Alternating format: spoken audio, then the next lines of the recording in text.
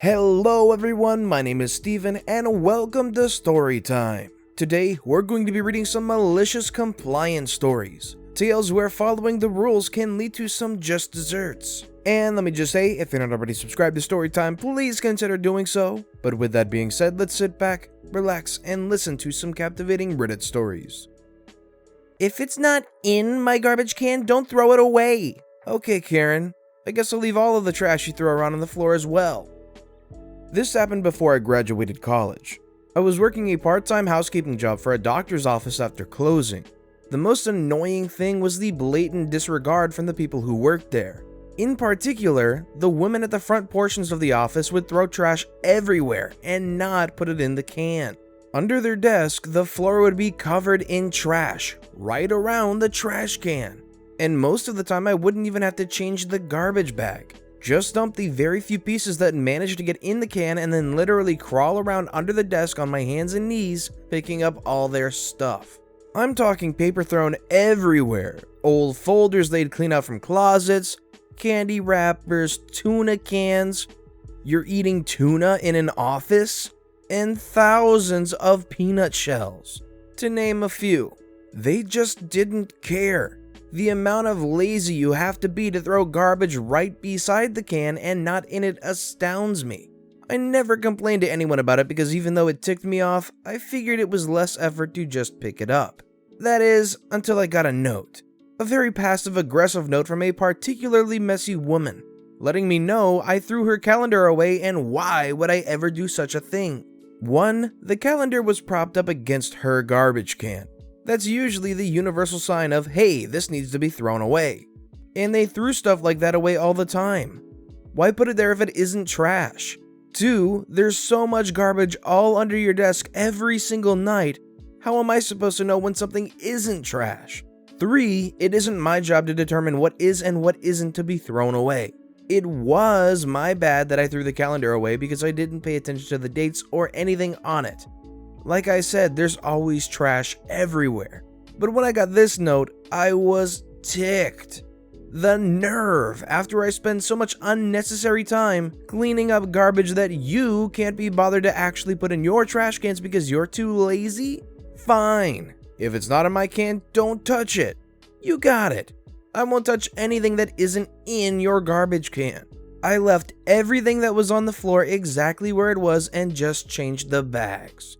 Needless to say, she didn't like that and complained to my supervisor.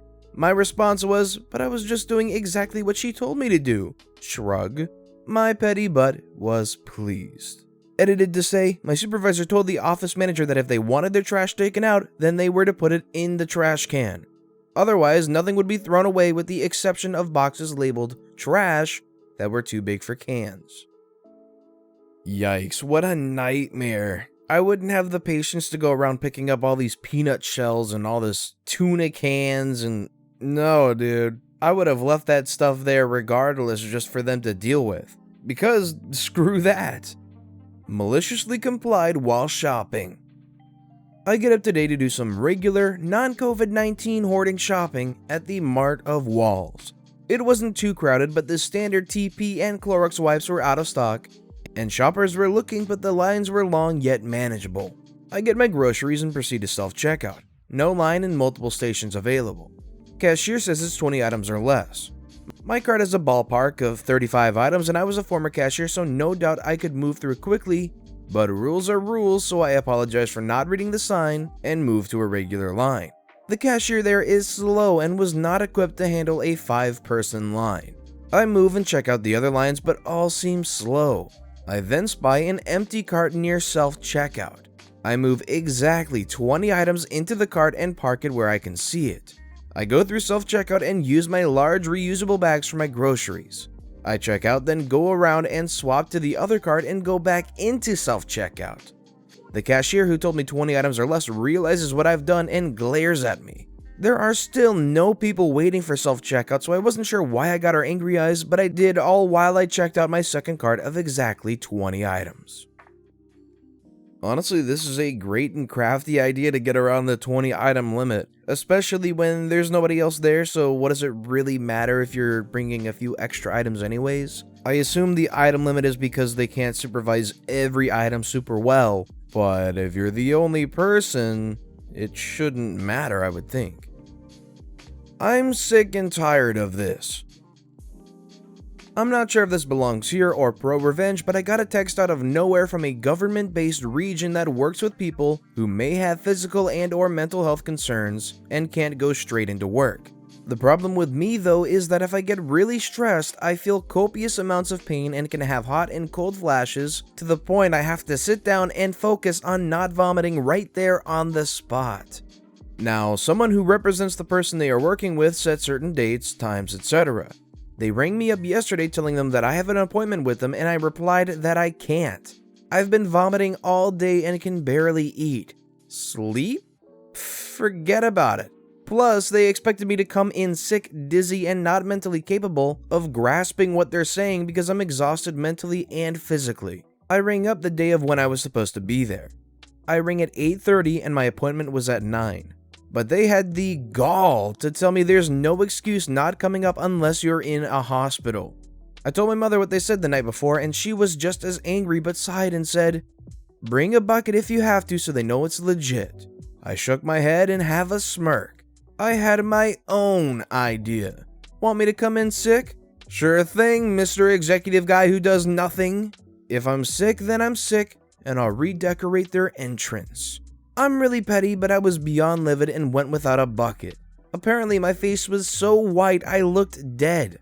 I'm a ginger, and I was shaking profusely. Before the receptionist could say anything, I vomited with every ounce I could force as much with an oomph. The staff were clearly frazzled because they didn't have a bathroom and had to beg others for toilet paper. To make matters worse, or better depending on how you see it, I yelled, "I didn't have any carrots!" in my best fat idiot impression. Old Scotsman in the Austin Powers movies. There was a mass text to everyone with that group that if you seem reasonably sick, please stay home and don't get any backdated certificates, and to give us at least 15 before appointments. I think they got the memo after all of them had to clean it up because the texts were sent the same day. They didn't believe you. They decided to call your bluff on it. You came in and you blew chunks all over their entrance. This one's on them. That's all I gotta say. Sure, I'll move. This was sometime around 2009, I think. My friend and I took our 8-year-old daughters to a Jonas Brothers concert. This was the type of concert where you could pay lots of money to sit in a seat up by the stage, or pay general admission to sit on the lawn, as that part of the venue is outdoors. Well, we pay for the general admission tickets, put our blanket down on the middle part of the lawn, and take the girls to walk around as the concert hasn't started yet and the opening act is getting ready to perform. Well, about 30 people are at the very front of the lawn area standing to watch the setup. This was an area with a sidewalk in front of the grass as it was a walkway with a little metal fence to get up to the lawn area. So my friend, the girls, and I stand at this fence just like everyone else to get a better view before everything started. Well, out of all of the people lined up on the fence, I noticed someone yelling, "Hey!" and snapping their fingers telling me to move out of their way. I turn around and there is a lady that is behind me on the lawn, but she's at the lower part of the lawn. And apparently I'm in her direct viewing sight. Still not sure why she would sit so low to the front. Now, if she would have been polite, I would have told her we were about to leave and go back to our blanket. But she kept yelling at me, no one else, that I wasn't allowed to stand by this fence. Well, she ends up so loud that a worker in a yellow shirt comes over and asks what's wrong. She proceeds to tell him I can't stand there and I'm in her way. So he ends up moving everyone off this area that's standing. So I turn to him and say, "So where can I stand?" He said, "I have general admission so I can be anywhere on the lawn." I said, "Anywhere?" He saw the smile across my face and gleam in my eye and said, "Oh yes, anywhere." So I proceeded to back up on the lawn directly in front of the snap and finger lady and started dancing around with my bottom practically in her face. My friend was dying laughing. The lady was fuming mad. The guy told her I'm allowed to do that because technically I was on the grass. If it wasn't for my daughter confused why I was making a lady so upset, I would have done it longer. We left that area laughing so hard. Although it's been years, my friend and I still talk about the fight I almost got into at the Jonas Brothers concert. I hope the lady enjoyed the free show. OP getting out there and basically dancing their butt in her face. She wanted you to get out of her way, but then she ended up getting even more of a show as a result. The truck doesn't work. Move it! Background. I was in the army at the time, serving as a mechanic in Fort Hood. The great place. This story isn't about me per se, but the leadership I worked with at the time. I pretty much witnessed the whole thing, and it's become one of my favorite memories while serving. Characters: Motor Surgeon, Sarge, Motor Chief, Chief, the driver, and ground guide, otherwise known as the poor mechanics. For clarification, Chief is in charge of everyone at the motor pool. Sarge is kind of like a second in command.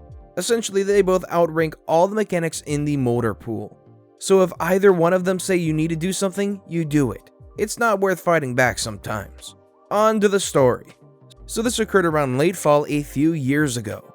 Me and some of the other mechanics were finishing up and trying to find a stopping point so we could clean up and go home on time. Doesn't always happen, but hey, we try. Cue me going into our office to help sweep, get everything organized and whatnot, when I overhear Sarge and Chief going at it. I didn't bother to remember the whole conversation, mainly because it was 1. Above my pay grade, and 2. Was more worried about food, and 3. I didn't really think it would affect us. Oh boy, was I wrong. Later on, one of the poor mechanics told me that Chief was trying to get a Humvee, small truck, that was way overdue on a service, and he was trying to figure out what vehicle we could get out of the bay so we could bring the Humvee in. Unfortunately for him, almost every truck was on jack stands and had no tires on. Most vehicles were in for service, others had faults that were a priority. Cracked windshields, oil leaks, etc. So he targeted the one truck that was a LMTV, a bigger truck, that wasn't in for a service and wasn't on jack stands. Apparently, after a heated argument between Chief and Sarge over the fact that the LMTV was not safe to take out yet, Chief basically pulled rank and said no one would be going home until the LMTV was out of the bay, and the Humvee was in the bay. Suffice to say, Sarge was mad, all the mechanics were mad, but we really couldn't do anything to defy Chief. It's important to note that our motor pool, the bays in particular, rests on a small hill, and the side of the hill that the LMTV was on goes down towards some grass, fenced with barbed wires, and some connexes, also known as shipping containers, but we all just call them connexes because it's easier to say. So cue the malicious compliance. Sarge was ordered by Chief to get the LMTV out of the bay, so that's what he was gonna do. He grabbed 2 poor mechanics, one as the driver and the other as the ground guide. While the ground guide was opening the bay door, the driver was trying to start the truck, only for it to start, then die a few seconds later. The LMTV wouldn't stay on for more than 4 to 5 seconds. The driver quickly informed the Sarge, who was watching the whole time. "I know," was all Sarge replied. Basically, he just told the poor mechanics to send it. So they did. The driver started the truck and with the help of the ground guide, began to drive forward, only for it to die yet again. The front half of the LMTV had barely made it out of the bay. At this point, the second problem had arisen. The brakes didn't work well. So instead of coming to a complete stop, the truck was very slowly going down the hill. The driver was trying to make a hard left but couldn't go any further left and was slowly going towards the corner of the Connex. Ground guide and driver again shouted that the truck wasn't working and now the brakes are having issues. Big Sarge said nothing and just watched. Then after what seemed like forever, the LMTV finally made contact with the Connex, creating a small dent in the Connex and a slightly bigger one on the LMTV. No one was hurt. After the collision, the driver tried to start the truck again, but now the truck wouldn't start at all. Furthermore, the path toward the bay had been almost completely blocked off, so no vehicles would be entering that way. Big Sarge simply did a small nod, told the poor mechanics to stand by, and went back inside. From what I heard later on, Chief was ticked. He tried to tear Sarge a new one for allowing this to happen, when Sarge reminded him that he told Chief repeatedly that the LMTV was in there for those reasons, and that he had informed Chief multiple times that something like this was going to happen, or worse. He had also reminded him twice that the Humvee literally right across from the LMTV was on jacks, but service had not started. so they could have simply put the tires back on, drive it out, and bring in the Humvee that was overdue. But Chief was so determined to take that truck that wasn't on stands yet because it seemed easier. He then finished it with, "I was just following your orders, Chief." Chief had to give in and ask Sarge that the Humvee that was across the LMTV in the bay be taken off jacks and taken out the bay, so they can bring a wrecker, an even bigger truck, to try and bring in the now dented LMTV. Sarge kept the 2 poor mechanics, grabbed 3 more, and sent the rest of us home. I'm told they spent a good 2 to 3 hours to bring everything back to normal. Chief never harassed or pulled his rank on Motor Sergeant from that point on. If you're in some form of management and you have an advisor and they give you advice, maybe you should heed that once in a while, and you won't end up in a bad situation, probably. The time I pranked a friend by doing what he asked of me. So in my group of friends, we like to prank each other. Nothing too extreme, usually just mild stuff. Setting. One night many moons ago, we went to a disco. The glasses on said disco were black, so if you looked inside one, you couldn't understand what was inside of it. I am drinking my glass of vodka. No ice, no juice, just plain vodka, when one of my friends comes near me completely sweating from dancing for a long time.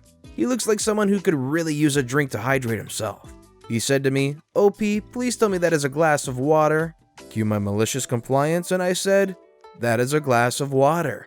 He grabs the glass and chugs half of the glass in one go. Never have I seen a face of regret appear so fast on someone. Luckily, another friend of ours had water for him. His friend got a little bit of that spicy water. If you're in a group of friends and you like to prank each other pretty often, then I probably would be pretty skeptical about going straight for chugging that water. Well, vodka, but you know what I mean. Overall though, it's a pretty harmless story and it's funny to hear about.